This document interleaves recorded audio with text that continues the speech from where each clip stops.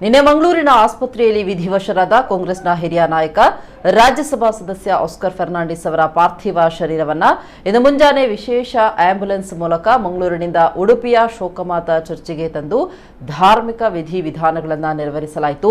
ಉಡುಪಿ ಧರ್ಮ ಪ್ರಾಂತ್ಯದ ಗುರುಗಳಾದ ಜೆರಾಲ್ಡ್ ಐಸಾಕ್ ಲೋಬೋ ವಿಧಿವಿಧಾನವನ್ನು ನೆರವೇರಿಸಿದರು. ಈ ಸಂದರ್ಭ ಧರ್ಮ ಪ್ರಾಂತ್ಯದ ಸದಸ್ಯರಿಂದ ಸಾಮೂಹಿಕ ಪ್ರಾರ್ಥನೆ ನಡೆದು ಧರ್ಮಗುರುಗಳಿಂದ ತೀರ್ಥ ಪ್ರೋಕ್ಷಣೆ ನಡೆಯಿತು.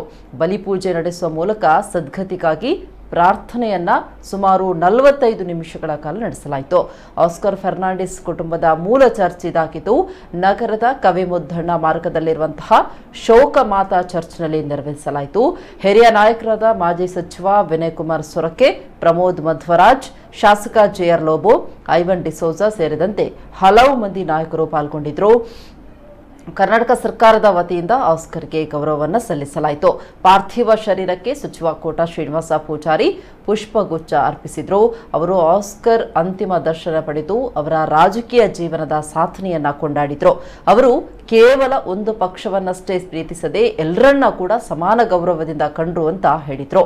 ಅಲ್ಲದೆ ಉಡುಪಿ ಜಿಲ್ಲಾಡಳಿತದ ವತಿಯಿಂದ ಉಡುಪಿ ಡಿಸಿ, ಎಸ್ಪಿ, ಸಿಇಒ ಅವರು ಪುಷ್ಪಗುಚ್ಛ ಅರ್ಪಣೆಯನ್ನ ಮಾಡಿದ್ರು. ಇನ್ನು ಬ್ರಹ್ಮಗಿರಿಯ ಮೂಲ ಮನೆಗೆ ಪಾರ್ಥಿವ ಶರೀರವನ್ನ ನಗರದ ಬ್ರಹ್ಮಗಿರಿ ಸರ್ಕಲ್ ಬಳಿ ಇರುವಂತಹ ಆಸ್ಕರ್ ಫರ್ನಾಂಡಿಸ್ ಅವರ ಮನೆಗೆ ಕೊಂಡು ಹೋಗಲಾಯಿತು. ಇದು ಆಸ್ಕರ್ ತಂದೆ ರಾಕಿ ಫರ್ನಾಂಡಿಸ್ ಅವರು ಕಟ್ಟಿಸಿದಂತಹ ಮನೆಯಾಗಿದ್ದು ಆಸ್ಕರ್ ಫರ್ನಾಂಡಿಸ್ ಅವರು ಹುಟ್ಟಿ ಬೆಳೆದ ಮನೆ ಕೂಡ ಇದಾಗಿದೆ.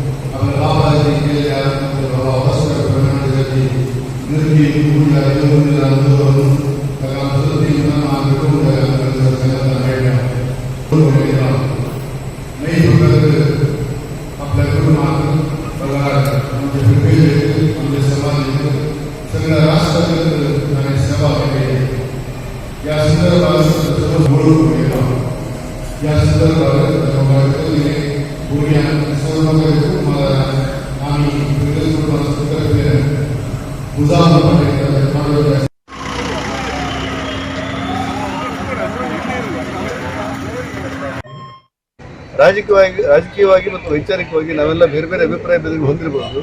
ಆದರೆ ವೈಯಕ್ತಿಕವಾದ ಗೌರವವನ್ನು, ಪ್ರೀತಿಯನ್ನು, ವಿಶ್ವಾಸವನ್ನು ಆಸ್ಕರ್ ಫರ್ನಾಂಡಿಸ್ ಅಂತ ಹಿರಿಯ ರಾಜಕಾರಣಿಗಳು ಮಾತ್ರ ಕೊಡಬಲ್ಲರು ಅನ್ನೋದಕ್ಕೆ ಅನೇಕ ಘಟ್ಟಗಳು ನಮ್ಮದಿದೆ.